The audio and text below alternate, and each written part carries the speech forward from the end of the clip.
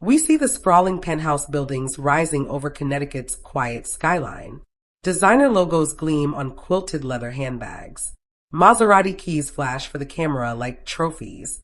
We see first-class flights, marble hotel suites in Turkey, and shopping sprees in Dubai that look more like pages from a billionaire's diary than the lives of two sisters from Middletown. The image they present to the world is flawless, almost too flawless, because the math has never added up. How do two reality TV personalities with a small online boutique afford a lifestyle that outpaces CEOs, surgeons, and even hedge fund managers? The truth may be simple. What we see on screen is a performance, a glittering illusion designed to hide a much more complicated and possibly much darker financial reality. And that is where this investigation begins. For years, whispers have echoed through fan forums, Reddit threads, and anonymous gossip corners online. A theory so explosive that most people dismissed it as jealousy or hate. But what if the theory everyone ignored is actually the closest to the truth? Today, we are not just covering drama. We are opening a silver case file, one filled with secrets, inconsistencies, mysterious men, unexplained money trails, and the infamous sugar daddy theory that refuses to disappear. If the truth behind the Silva Empire ever comes out, it could shake their brand to its core. Welcome to the Tell-All Tapes. If you already believe that reality TV only shows half the story, then you are exactly where you need to be. Today, we peel back the glamorous layers, expose the cracks beneath the glitter, and follow the breadcrumbs to a truth they never expected anyone to uncover. Before we begin, hit subscribe, turn on notifications, and drop a like, not just for the algorithm, but so you don't miss a single piece of evidence as we dive deeper into one of the most complicated investigations we've ever tackled. The Silver Mystery starts now. To understand this mystery, you first have to understand the numbers. This isn't about jealousy or wild speculation. It's about basic math. A reality star on a flagship TLC show like 90 Day Fiancé, before the 90 days reportedly earns around $1,500 per episode. Let's be generous. For their dedicated spin-off, Darcey and Stacey, let's assume that number doubled or even tripled because of their veteran status. We'll estimate a high-end figure of $5,000 per episode per twin. With a season of about 10 to 12 episodes, that comes out to roughly $60,000 each per season. Even if we add in tell-all specials, bonus appearances, and other TLC-related income, we can stretch their annual TLC earnings to around $150,000 each. That's a solid income for most people, but it is nowhere near enough to support what we see on screen. Now, let's look at the other side of the equation.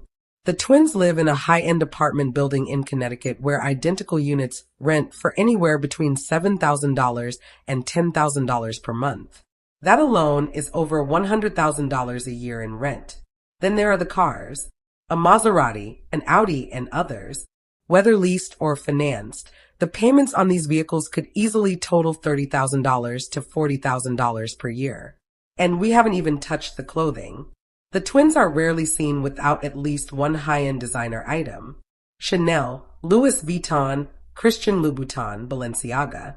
One handbag can cost more than what they earn from an entire season of episodes. Their collection is massive and constantly growing.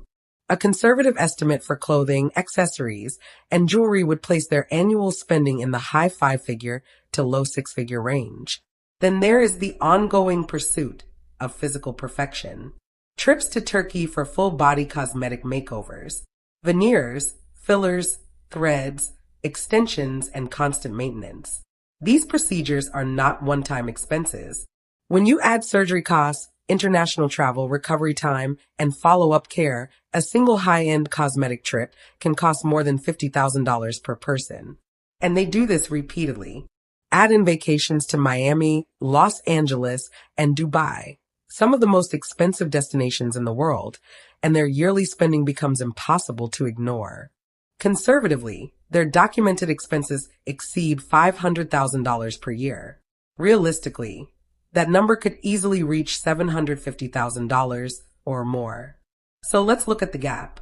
Known income, approximately $150,000 per year. Estimated expenses, at least $500,000 per year. That leaves a financial hole of roughly $350,000 annually.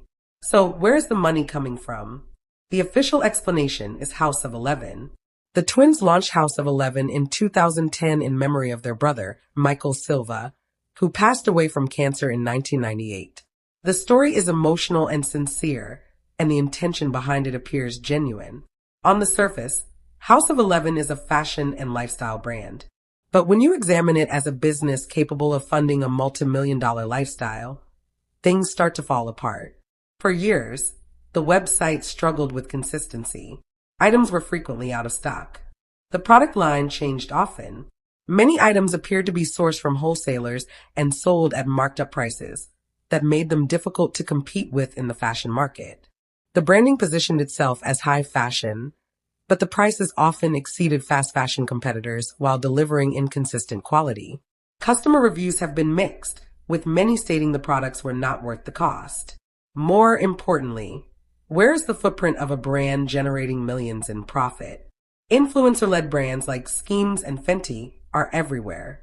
They have massive ad campaigns, celebrity endorsements, major retail partnerships, and constant media coverage. House of 11, by comparison, exists almost entirely on the twins' own social media.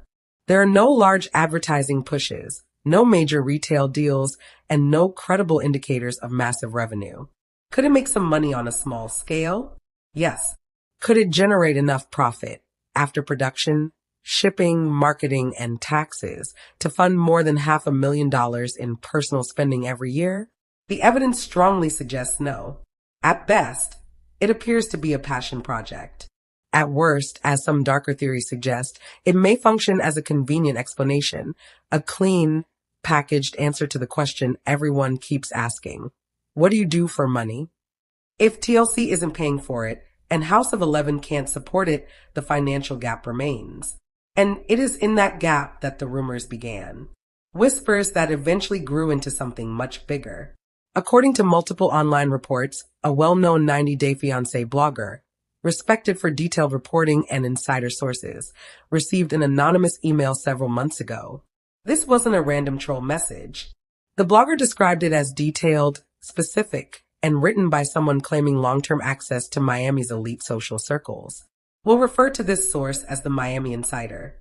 The email claimed that Darcey and Stacey were well known within a small, exclusive subculture of Miami's wealthy elite long before reality TV cameras ever followed them. This wasn't public nightlife or celebrity hotspots. It was a private world behind gated mansions, aboard luxury yachts, and inside exclusive villas, spaces reserved for the ultra-wealthy. Star Island gatherings, private yacht parties, events hosted by affluent, often elderly, international businessmen. According to the Insider, the twins stood out. They were charming, attentive, and memorable. And most importantly, they were twins. In a city full of beautiful women, that made them unique. For men who had seen and done everything, the twin factor was unforgettable. These weren't casual dates, according to the email. These were arrangements, unspoken agreements, companionship, charm, and emotional availability exchanged for a lifestyle they could never otherwise afford. Lavish gifts, shopping sprees, access to elite circles, and, according to some accounts, direct financial support. The Insider emphasized one key point. This did not stop when the twins joined TLC. In fact, fame made it easier. Being reality TV stars gave them a perfect cover. They weren't just party girls anymore.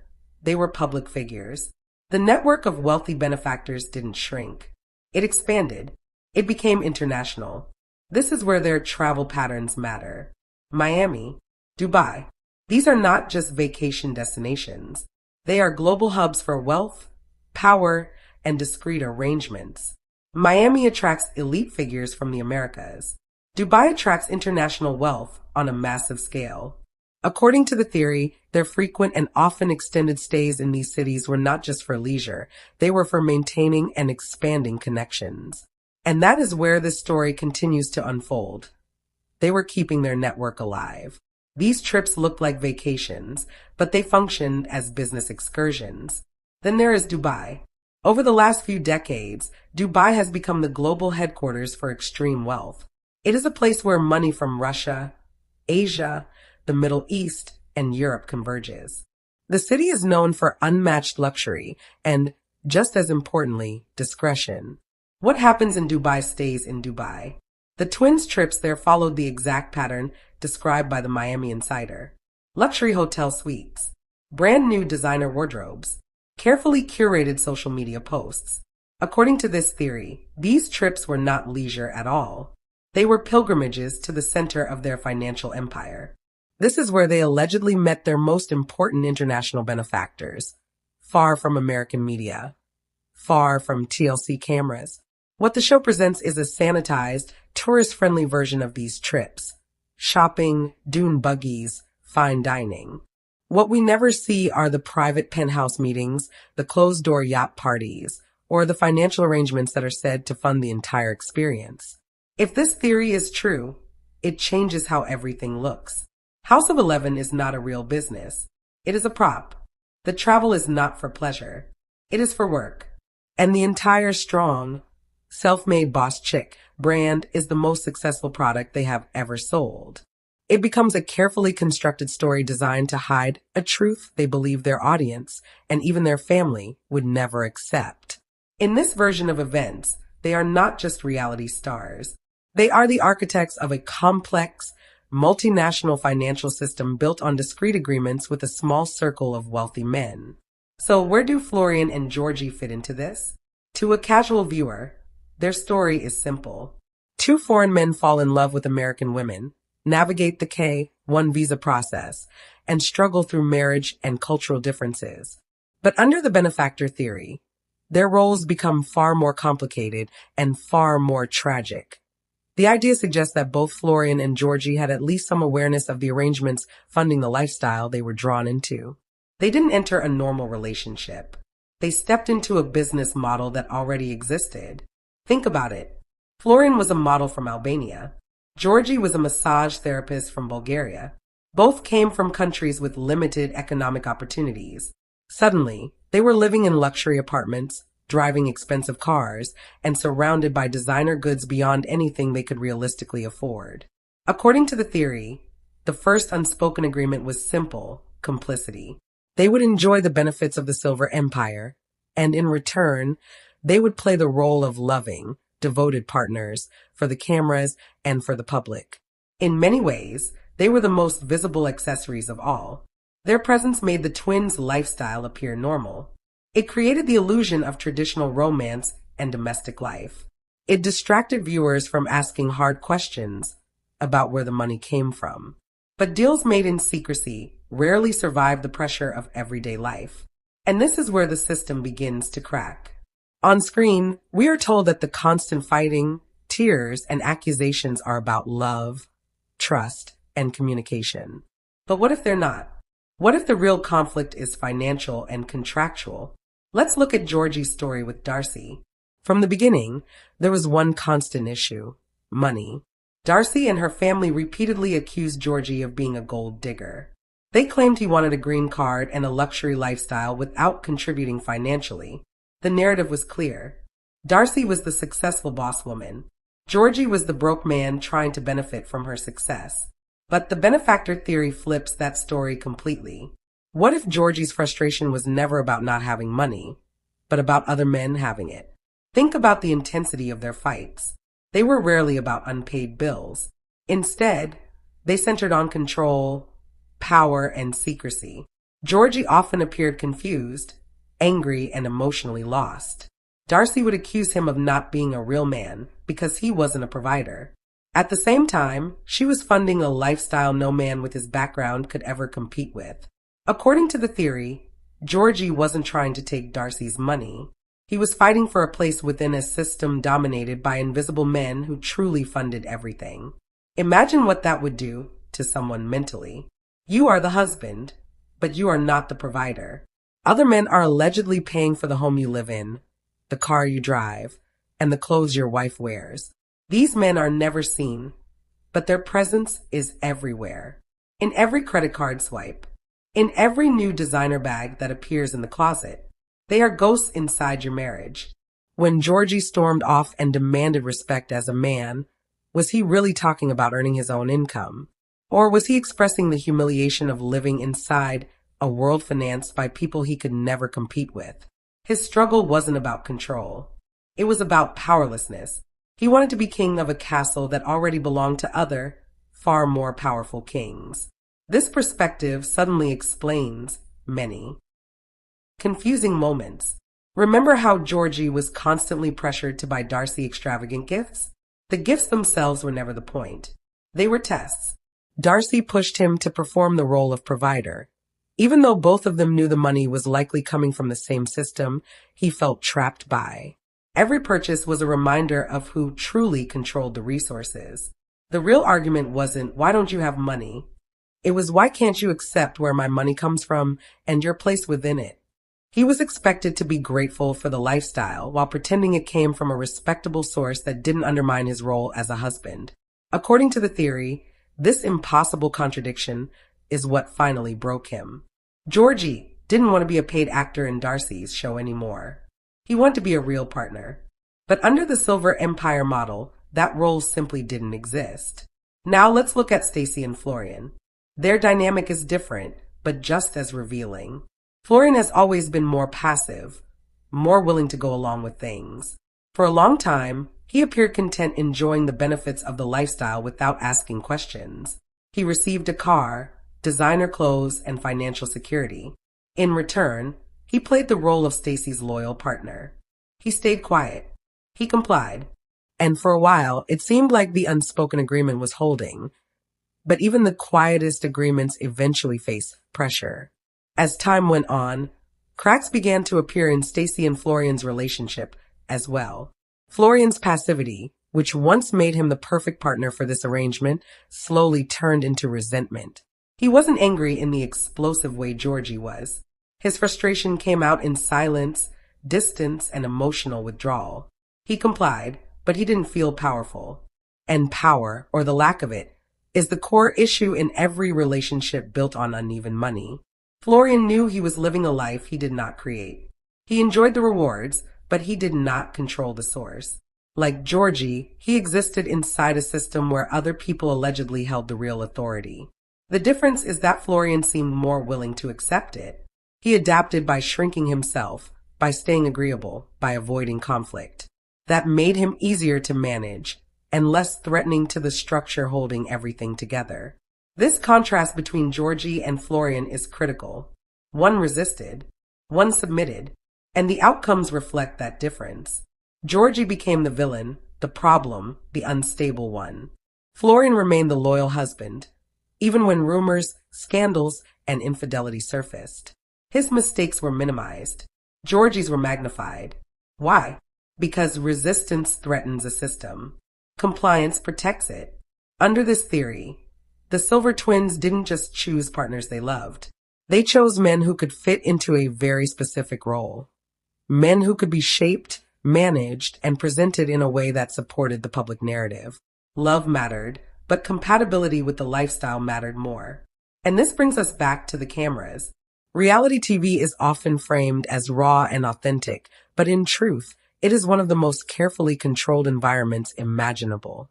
Scenes are edited. Storylines are emphasized. Certain conversations are never filmed at all. If there were aspects of their lives that absolutely could not be exposed, reality TV would actually be the perfect shield. It gives the illusion of transparency while allowing total control over what is shown. The audience believes they are seeing everything. That belief becomes the strongest protection of all.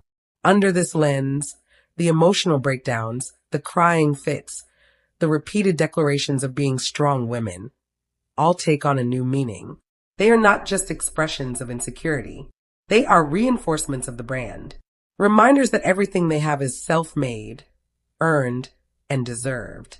The more they say it, the less anyone questions it. But the human cost of maintaining that illusion appears enormous. The pressure to look perfect, the obsession with youth, the constant surgeries, the fear of aging out of desirability. If their value, financially and socially, is tied to appearance, then time itself becomes the enemy. Every wrinkle is a threat. Every pound is a risk. Every younger woman is competition. Seen this way, the endless cosmetic procedures are not vanity. They are maintenance, an investment in staying relevant within a system that rewards beauty above all else. It also explains why the twins seem trapped in a cycle of dissatisfaction. No matter how much they acquire, more clothes, more trips, more luxury, it is never enough. Because none of it provides real security. When money comes from arrangements instead of ownership, it can disappear at any moment. And that fear never goes away. This theory also sheds light on their strained family dynamics. Their father has often been shown expressing concern